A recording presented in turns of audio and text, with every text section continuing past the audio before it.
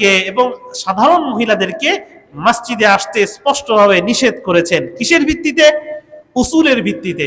যে রাসূলুল্লাহ সাল্লাল্লাহু আলাইহি ওয়াসাল্লামের সময় তেমন ফিতনা ছিল না, তাদের যুগেও, সাহাবীদের যুগেও এত বেশি ফিতনা ছিল না, তবুও তারা ফিতনার কথা চিন্তা করে নারীদেরকে জনসমাগমে ঈদের নামাজ, জুমার নামাজে আসতে নিষেধ করেছেন। তারা সেটাকে ইসলামের শরিয়াতের অন্তর্ভুক্ত করে নিয়েছেন, সেটাও শরিয়াত। রাসূলুল্লাহ সাল্লাল্লাহু আলাইহি ওয়াসাল্লামের ইন্তেকালের পরে সাহাবে আজমাইনদের ঐক্য মতে যদি কোনো বিধান আসে, সেটাও শরিয়াত। আল্লাহ রাসূল সাল্লাল্লাহু আলাইহি ওয়াসাল্লামের সরাসরি কথা সুন্নাহ মানা যেমন আবশ্যক, সাহাবে আজমাইনদের ইজমা মানাটাও আবশ্যক। কারণ তারা নিজের থেকে কিছু বলেননি, তারা যেটা বলেছেন উসুলের ভিত্তিতে বলেছেন, সেটাও শরিয়াত। তো ইসলামী শরিয়াত সম্পর্কে জ্ঞান না থাকার কারণে, সংকুচিত মনোভাব থাকার কারণে এবং ইসলামের মৌলিক স্পিরিট না জানার কারণে তার ইমামদের সম্পর্কে বিশুদ্ধার করে, সাহাবীদের সম্পর্কে বিশুদ্ধার করে।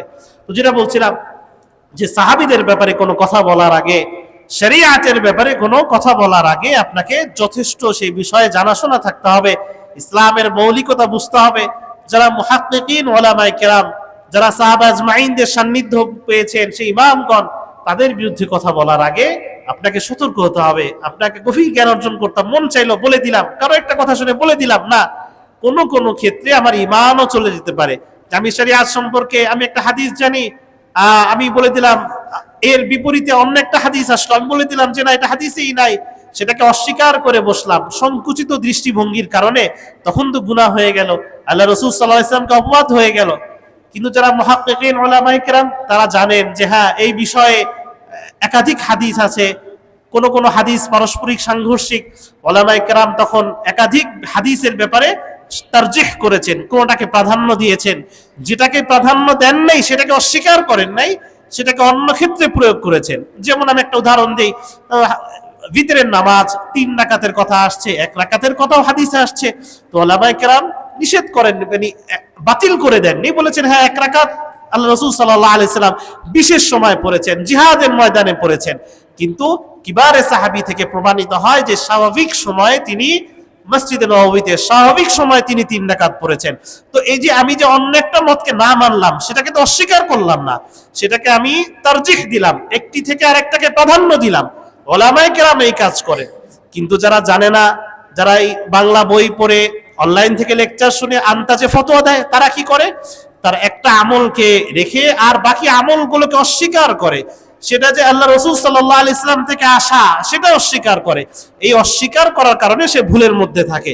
এই জন্য উলামায়ে কেরামের সান্নিধ্য অত্যন্ত জরুরি। যেটা বলছিলাম যে হযরত ওমর রাদিয়াল্লাহু তাআলা আনহুর যুগে আবু মুসা আল আশআরী রাদিয়াল্লাহু তাআলা আনহু চিঠি পাঠালেন যে ইন্নাহু ইয়াতিনা কুতুবুন লাইসা লাহা তারিখুন, যে আপনার পক্ষ থেকে অনেক চিঠি আসে, কোন চিঠি আগে কোন চিঠি পরে এই জিনিসটা আমাদের বুঝতে সমস্যা হয়। তো ওমর রাদিয়াল্লাহু তাআলা আনহু এককভাবে তিনি কোনো সিদ্ধান্ত নিলেন না। ওই সময়ে অনেক সাহাবীরা জীবিত ছিলেন, তিনি সকলকে ডাকলেন, ফাআজমা আল মাশওয়ারা, তিনি মশওয়ারার সিদ্ধান্ত নিলেন, সবার কাছ থেকে জিজ্ঞাসা করলেন, বড় বড় সাহাবীদের কাছ থেকে জিজ্ঞাসা করলেন যে সমস্যা সমাধানে কি করা যায়। তারা এরকম পরামর্শ দিলেন যে হ্যাঁ, আল্লাহ রাসূল সাল্লাল্লাহু আলাইহি ওয়াসাল্লামের জন্মদিন থেকে তারিখ গণনা করা যায়। কেউ বললেন যে না, মৃত্যুদিন থেকে তারিখ গণনা করা যায়। তো ওমর রাদিয়াল্লাহু তাআলা আনহু পছন্দ করলেন না, যে এটা খ্রিস্টানদের সাথে সাদৃশ্য হয়ে যায়। তো বলা হলো যে নবুয়ত থেকে গণনা করা যায়, হিজরত থেকে গণনা করা যায়। ওমর রাদিয়াল্লাহু তাআলা আনহু অবশেষে সিদ্ধান্ত দিলেন যে না, হিজরত থেকে, আল্লাহ রাসূল সাল্লাল্লাহু আলাইহি ওয়াসাল্লামের হিজরত থেকে এই হিজরি সনের গণনা শুরু হবে। নাম হিজরি, সেখান থেকে এই সনের নাম হিজরি সন রাখা হয়। তিনি বললেন জাল মুহাজারা ফারকুন বাইনাল হক ওয়াল বাতিল, হিজরত একটা অনেক গুরুত্বপূর্ণ বিধান ছিল, যার মাধ্যমে হক এবং বাতিল এটা আলাদা হয়ে গিয়েছিল। যে একদল মুসলমান আল্লাহর জন্য, আল্লাহর রাসূলের জন্য তাদের ঘর, পরিবার, পরিজন, সম্পত্তি সবকিছু ত্যাগ করে একমাত্র আল্লাহ তাআলার জন্যই তারা আল্লাহ রাসূল সাল্লাল্লাহু আলাইহি ওয়াসাল্লামের সাথে মক্কা থেকে সবকিছু ছেড়ে দিয়ে ত্যাগ করে মদিনায় গিয়েছিল। এটা হক এবং বাতিলের একটা নির্ণায়ক, যে ইসলামের জন্য কে কত বেশি স্যাক্রিফাইস করতে পারে, কে কত বেশি ত্যাগ করতে পারে, তার ইচ্ছাকে, প্রথমত তার ইচ্ছাকে দমন করা, এরপর অন্যান্য বিষয়। এই জন্য যারা মুহাজির, যারা হিজরত করে, তাদের বিধান ও তাদের সব অনেক বেশি। আল্লাহ পাক ইরশাদ করেন, ওয়াল্লাযীনা হাজারু ফিল্লাহ মিন বাদি মা যুলিমু লানুবাউইআন্নাহুম ফিদ দুনিয়া হাসানা ওয়া লাআজরুল আখিরাতি আকবার। যারা জুলুমের শিকার হয়ে এরকম এক স্থান থেকে আরেক স্থানে হিজরত করলো, দুনিয়াতেও আমি তাদেরকে উত্তম প্রতিদান দিব, আর আখিরাতে তাদের জন্য রয়েছে বিরাট প্রতিদান, তাদের জন্য জান্নাতের সুসংবাদ দেওয়া হয়েছে। মুহতারাম, সেখান থেকেই হযরত ওমর রাদিয়াল্লাহু তাআলা আনহু এই উদ্যোগের ফলে হিজরি শহরের শুরু হয়। এই হিজরি শহরের প্রথম মাস মুহররম, এই মুহররমকে শাহরুল্লাহ বলা হয়েছে। শাহরুল্লাহ, আল্লাহ তাআলার মাস। আল্লাহ রাসূল সাল্লাল্লাহু আলাইহি সাল্লামের কাছে এক লোক আসলো, আলী রাদিয়াল্লাহু তাআলা আনহু থেকে বর্ণিত, তিরমিজি শরীফের হাদিস, যে এবং মুসনাদে আহমদে ওই হাদিসটা আছে, যে আলী রাদিয়াল্লাহু তাআলা আনহু বলেন যে এক লোক আল্লাহ রাসূল সাল্লাল্লাহু আলাইহি সাল্লামের কাছে এসে জিজ্ঞাসা করলেন, ইয়া রাসূলুল্লাহ আখবিরনি আন আসুমা শাহরান বা'দা শাহরি রমাদান। রমজান মাসের পরেও আমি একটি মাস রোজা রাখতে চাই, আপনি আমাকে সেই মাসের কথা বলে দিন। রাসূলুল্লাহ সাল্লাল্লাহু আলাইহি সাল্লাম বললেন, জিন কুনতা সাইমান শাহরান বা'দা রমাদান, তুমি যদি রমজানের পরে কোনো মাসে বেশি বেশি রোজা রাখতে চাও, ফাসুমিল মুহররম, তাহলে মুহররম মাসে রোজা রাখো, মুহররম মাসে রোজা রাখো। ফাইন্নাহু শাহরুল্লাহ, এই মুহররম মাস হলো আল্লাহ তাআলার মাস। আল্লাহ রাসূল সাল্লাল্লাহু আলাইহি সাল্লাম এই মাসে কি বলেছেন, যে এটা আল্লাহ তাআলার মাস। তাবাল্লাহু ফীহি আলা কওমিন ফায়ুতাবু ফীহি আলা আখারিন, এই মাসে আল্লাহ তাআলা কয়েকটি কওমকে অথবা একটি কওমকে আল্লাহ তাআলা এই মাসে মাফ করে দিয়েছিলেন, এবং আল্লাহ তাআলা অন্যান্য কওমকেও আল্লাহ তাআলা মাফ করে দিবেন। তো এই মাসের ব্যাপারে আমরা এই হাদিস থেকে দুটো বিষয় পেলাম, যে একটা হলো যে এই মাসে এটা আল্লাহ তাআলার মাস, এটা আল্লাহ তাআলার দিকে নিসবত করা হয়েছে এই মাস। আর মুহররম শাহরুল্লাহ বলা হয়, শাহরুল্লাহিল মুহররম, আল্লাহ তাআলার মাস মুহররম। এবং আল্লাহ রাসূল সাল্লাল্লাহু আলাইহি সাল্লাম এই মাসে বেশি বেশি, শুধু এই মাসের দশম দিন আশুরা, আমরা জানি যে আশরুন 10 থেকে এসেছে, দশম দিন আশুরা, যে এই দশম দিনেই না, এই মাসে যে কোনো দিন আমরা বেশি বেশি রোজা রাখার চেষ্টা করব। এবং আল্লাহ রাসূল সাল্লাল্লাহু আলাইহি সাল্লাম একটি কথা বললেন যে ফীহি ইয়াউমুন, এই মুহররম মাসে এমন একটি দিন আছে যেই দিন তাবাল্লাহু ফীহি আলা কওমিন, এক কওমকে আল্লাহ তাআলা মাফ করে দিয়েছেন, তওবা কবুল করেছিলেন। কোন কওমকে মাফ করে, এই ব্যাপারে হাদিসে স্পষ্ট কিছু নেই। উলামায়ে কেরাম ব্যাখ্যা করেছেন যে কোরআনে আছে যে আল্লাহ তাআলা একটি কওমকে আযাব উঠিয়ে নিয়েছিলেন, সেই কওম হলো কওম ইউনুস, হযরত ইউনুস আলাইহিস সালামের যে কওম। ফালাউলা কানাত ক্বরিয়াতুন আমানাত ফানাফাআহা ঈমানুহা ইল্লা কওম ইউনুস, যে প্রত্যেক কওম, যে কোনো কওম পূর্ববর্তী যাদের উপর শাস্তি আসার কথা ছিল, প্রত্যেকের উপরই শাস্তি এসেছে। আমরা জানি হুদ আলাইহিস সালামের কওমের প্রতি শাস্তি এসেছে, সালেহ আলাইহিস সালামের কওমের উপর শাস্তি এসেছে, মূসা আলাইহিস সালামের কওমের উপর শাস্তি এসেছে। যখনই শাস্তি এসেছে সকলে ধ্বংস হয়ে গিয়েছে। ব্যতিক্রম হলো কওম ইউনুস। ইউনুস আলাইহিস সালামের কওম যখন দেখতে পেল যে শাস্তি আসবে আসবে, এমন সময় তারা সবাই তওবা করলো। লাম্মা আমানু, আল্লাহ তাআলা বলছেন যখন তারা ঈমান আনলো, কাশাফনা আনহুম আযাবাল খিজি ফিল হায়াতিদ দুনিয়া, এই দুনিয়াতে তাদের জন্য যে লাঞ্ছনার আযাব ছিল, সাথে সাথেই সবাই ভ্যানিশ হয়ে যেত, কিন্তু আযাব আসার পূর্ব মুহূর্তে তারা তওবা করে ফেললো, এবং আল্লাহ তাআলা তাদের তওবা কবুল করলেন এবং তার আযাবকে তিনি ফিরে নিলেন। ফেরেশতাদেরকে বললেন যে তোমরা ফিরে আসো, এই কওম ঈমান এনে ফেলেছে, এবং আল্লাহ তাআলা এই কওমকে মাফ করে দিলেন। তো আল্লাহ রাসূল সাল্লাল্লাহু আলাইহি সাল্লাম বলছেন যে এই মাসের একটি দিন আছে, যেই দিন আল্লাহ তাআলা একটি কওমকে ক্ষমা করেছেন, তাদের তওবা কবুল করেছেন। তো মুহাদ্দিসিন উলামায়ে কেরাম বলেন যে এই কওমটি কওমে ইউনুস। তাবারানী শরীফের একটি হাদিসে পাওয়া যায় যে আল্লাহ রাসূল সাল্লাল্লাহু আলাইহি ওয়াসাল্লাম থেকে বর্ণিত, তিনি বলেন যে কওমে নূহ আলাইহিস সালামের কওম, যে আল্লাহ তাআলা যখন শাস্তি দিলেন সকলে ডুবে গেল, নূহ আলাইহিস সালাম তার বিশাল কিস্তিতে তার যে কওমকে নিয়ে তিনি যখন সেই জাহাজে করে যাচ্ছিলেন, ওয়া আখিরু ইয়াউমিহি ইয়াউম আশুরা, সেই জাহাজের সর্বশেষ দিন ছিল ইয়াউম আশুরা, যে আশুরার দিনে তিনি উহবিত আলা জুদি, সেই জুদি পাহাড়ে তার সেই নৌকা গিয়ে ঠেকলো, তারা সেখানে নামলেন। ফাসামা নূহ, যে নূহ আলাইহিস সালাম, যে আল্লাহ তাআলা তাকে সেই পানির বিশাল যে আযাব ছিল, সারা পৃথিবী ডুবে গিয়েছিল, সেই আযাব থেকে যে তিনি রক্ষা করেছিলেন, আল্লাহ তাআলার জন্য শুকরিয়া স্বরূপ তিনি রোজা রাখলেন এবং তার সাথে যারা ছিল সকলেই সেই দিন রোজা রাখলো। এটাও আশুরার দিন। অপর এক হাদিসে পাওয়া যায় যে তাবাল্লাহু আলা আদম, তাবরানী শরীফের এই হাদিসেই পাওয়া যায় যে আদম আলাইহিস সালামকেও আল্লাহ তাআলা এই দিনে মাফ করেছেন। মূসা আলাইহিস সালাম যেই সাগর পাড়ি দিয়ে গিয়েছিলেন, ফিরআউন ডুবে গিয়েছিল, যে আফলাকাল বাহরা, সাগরকে আল্লাহ তাআলা দুই ভাগ করে দিয়েছিলেন এই দিনে। তো এই দিনে এই চারজন নবীর কথা পাওয়া যায় যে আদম আলাইহিস সালাম, তাকে আল্লাহ তাআলা ক্ষমা করেছিলেন, এই দিনে তার তওবা কবুল করেছিলেন। হযরত ইউনূস আলাইহিস সালামের কওমকে আল্লাহ তাআলা ক্ষমা করেছিলেন এবং হযরত মূসা আলাইহিস সালামকে আল্লাহ তাআলা বিপদ থেকে উদ্ধার করেছিলেন। এবং নূহ আলাইহিস সালাম এই দিনে জুদি যেই পর্বতে তিনি তার কওমকে নিয়ে তিনি সেখানে জাহাজ নিয়ে তিনি পৌঁছেছিলেন। শেষ দিন ছিল, সেই জাহাজের শেষ দিন ছিল ইয়মে আশুরা। এই নবী আলাইহিস সালামের জীবনী থেকেও আমরা শিখতে পারি, কোরআনে এই নবীদের যেই কিঞ্চিত বর্ণনা আছে, শিক্ষণীয় অংশ আছে, সেখান থেকেও আমরা শিখতে পারি যে হযরত আদম আলাইহিস সালামের যে ঘটনা, আমরা আম্বিয়া আলাইহিমুস সালামদের ক্ষেত্রেও আমরা সতর্ক থাকব যে কোরআনে কোন নবীর সমালোচনার জন্য আল্লাহ তাআলা নবীর ঘটনা উল্লেখ করেন নাই। আমরা মনে রাখব যে আল্লাহ তাআলা এই কোরআনকে আমাদের জন্য হেদায়েত স্বরূপ দিয়েছেন। কোন নবীর সমালোচনা করা যাবে না। নবীদের ব্যাপারে আকীদা ঠিক রাখতে হবে যে আম্বিয়া আলাইহিমুস সালাম মাসুম ছিলেন। মাসুম দুই জিনিস থেকে মাসুম ছিলেন। মাসুম মিনাল কাবাইর, কবিরা গুনাহ থেকে মাসুম ছিলেন। দুই, তারা নবী হিসাবে রিসালাতের যে দায়িত্ব, সেই রিসালাতের দায়িত্ব পালনে মাসুম ছিলেন, সেই দায়িত্ব পালনে কোনো ভুল করেননি। আমরা অনেক সময় কথায় নবীদের ব্যাপারে আমাদের অবজ্ঞা হয়ে যায়, তাচ্ছিল্য হয়ে যায় যে মানুষ মাত্রই ভুল করে, বাবা আদম ভুল করেছেন। তো এই যে আদম আলাইহিস সালামকে ভুলের ক্ষেত্রে, গুনাহের ক্ষেত্রে, অপরাধের ক্ষেত্রে তাকে মূল হিসাবে ধরা, যে প্রথম মানুষই তো গুনাহ করেছে, এই যে এইভাবে উপস্থাপন করা, এটা কোরআনের আদর্শের বিরোধী, কোরআনের উদ্দেশ্যের বিরোধী।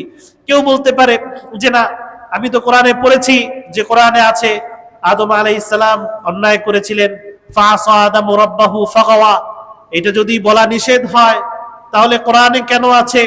একটা জিনিস বুঝতে হবে, ইসলামের মেজাজ, শরীয়তের মেজাজ বুঝতে হবে যে কোরআনে থাকা এক জিনিস। কোরআনে তো ফিরআউনের নামও আছে, এই জন্য কি আমরা সন্তানের নাম ফিরআউন রাখবো?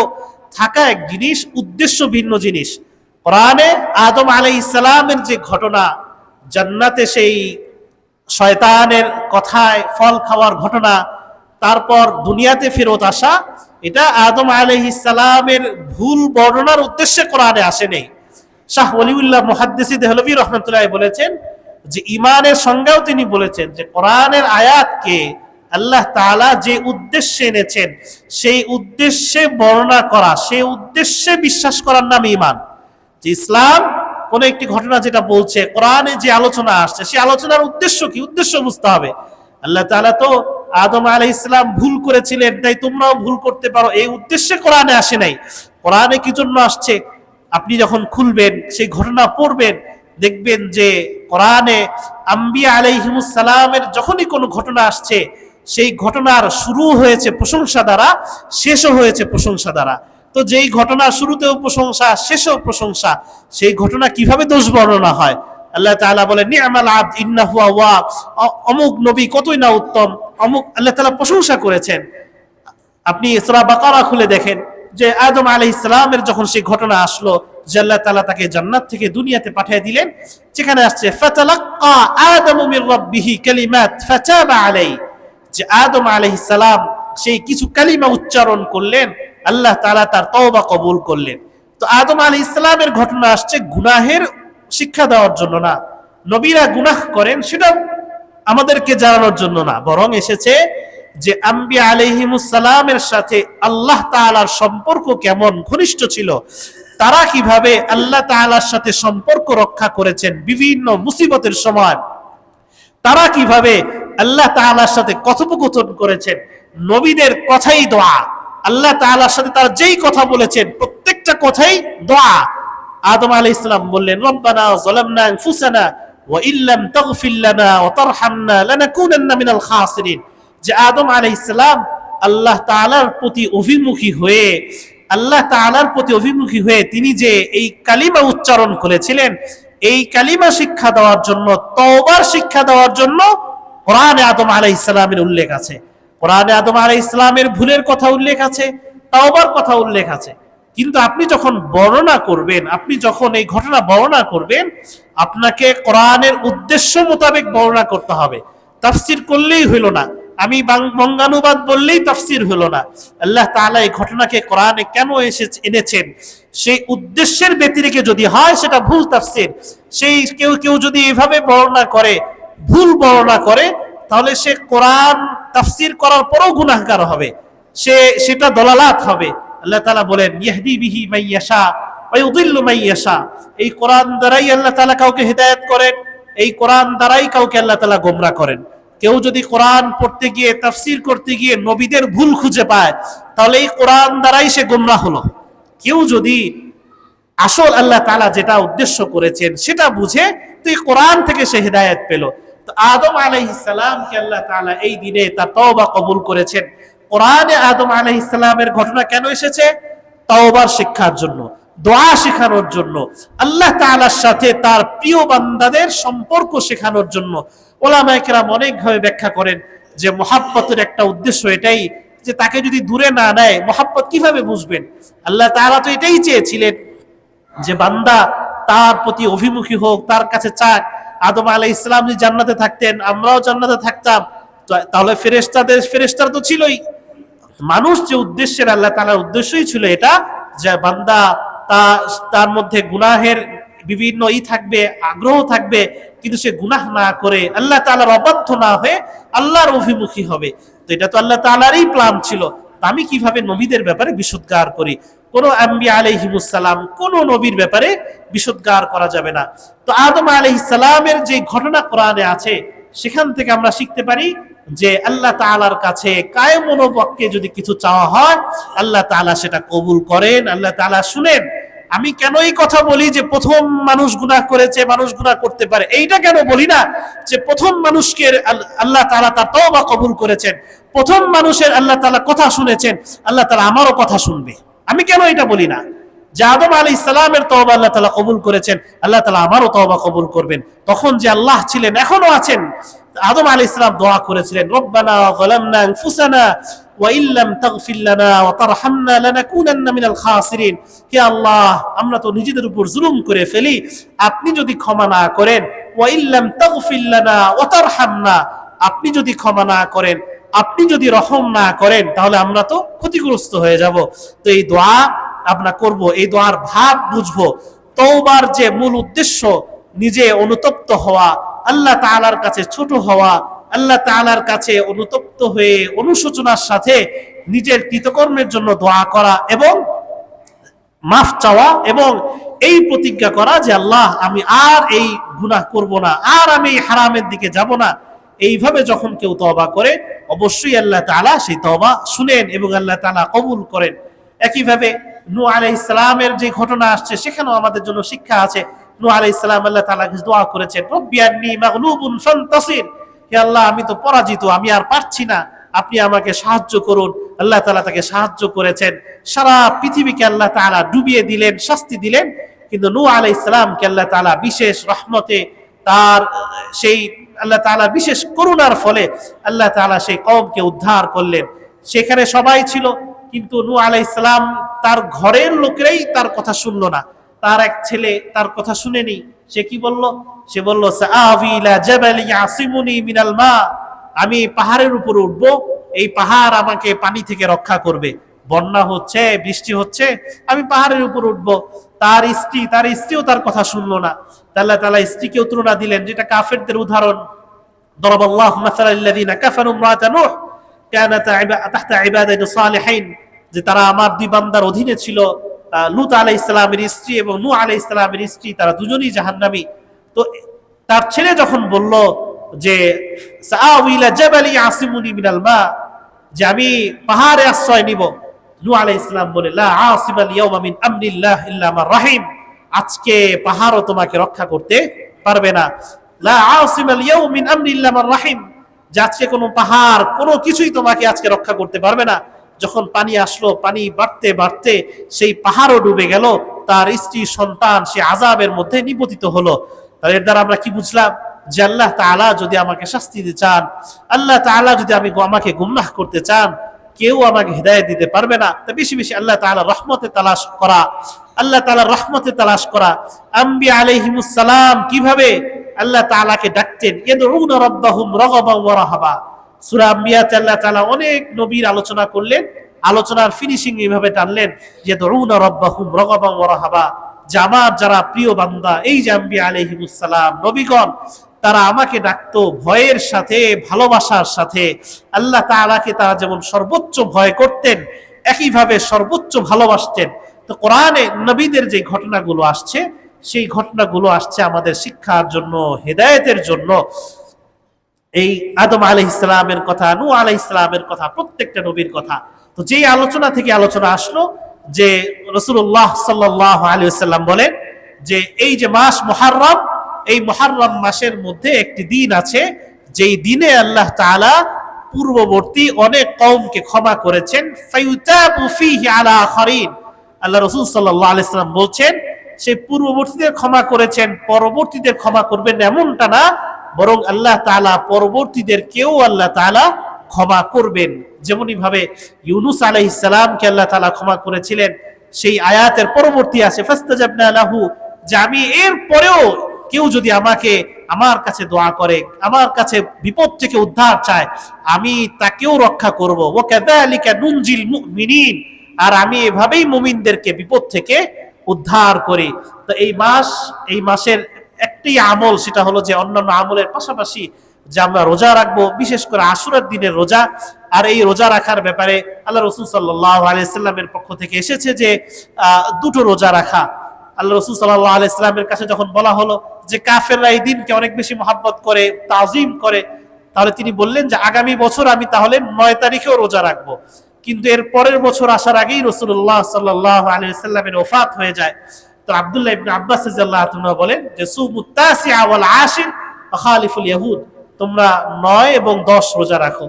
উলামায়ে কেরাম বলেছেন কেউ যদি ৯ তারিখ রোজা রাখতে না পারে, ১০ এবং ১১ এই ২ দিন রোজা রাখতে পারে। এটা মুস্তাহাব আমল। এই আমল যদিও মুস্তাহাব আমল, কিন্তু এই দিনের গুরুত্ব অনেক বেশি, এবং আমরা রোজা রাখবো এবং বেশি বেশি তওবা করব। কারণ এই আশুরা সংক্রান্ত যতগুলো হাদিস পাওয়া যায়, তওবার কথা পাওয়া যায়, গুনাহ মাফের কথা পাওয়া যায়। আল্লাহ রাসূল সাল্লাল্লাহু আলাইহি ওয়াসাল্লাম বলেন আমি আশা করি যে আল্লাহ তাআলা এই সওমে আশুরা এর বদলে আল্লাহ তাআলা আমার পূর্ববর্তী ১ বছরের গুনাহ আল্লাহ তাআলা মাফ করে দিবেন। হযরত আব্দুল্লাহ ইবনে আব্বাস রাদিয়াল্লাহু আনহু তিনি বলেন যে আল্লাহ রাসূল সাল্লাল্লাহু আলাইহি ওয়াসাল্লাম ইয়াউমে আশুরা, আশুরার দিনে রোজা রাখার ব্যাপারে যতটা আগ্রহী এবং যতটা চেষ্টা তার মধ্যে, অন্য কোন দিনের এত বেশি চেষ্টা দেখি নাই। রমজান ছাড়া অন্য কোন দিন তিনি এত বেশি আগ্রহের সাথে, এত বেশি জোশের সাথে, ইয়াতাহাররা আলা ইয়াউমিন ফাদ্দালা, এত বেশি প্রাধান্যের সাথে তিনি অন্য কোনো দিন রোজা রাখতেন না, যতটা প্রাধান্য এবং আগ্রহ দিয়ে তিনি ইয়াউমে আশুরার দিনে তিনি রোজা রাখতেন। তো এই দিন ঐতিহাসিকভাবে অনেক গুরুত্বপূর্ণ, আম্বিয়া আলাইহিমুস সালামের জীবনের সাথে অনেক গুরুত্বপূর্ণ এই দিন। একটা হাদিস এটাও পাওয়া যায় তাবরানী শরীফে যে উলিদা ফিহি সাইয়্যিদুনা ইব্রাহিম আলাইহিস সালাম, যে আশুরার দিন, এই দিন ইব্রাহিম আলাইহিস সালাম জন্মগ্রহণ করেছেন।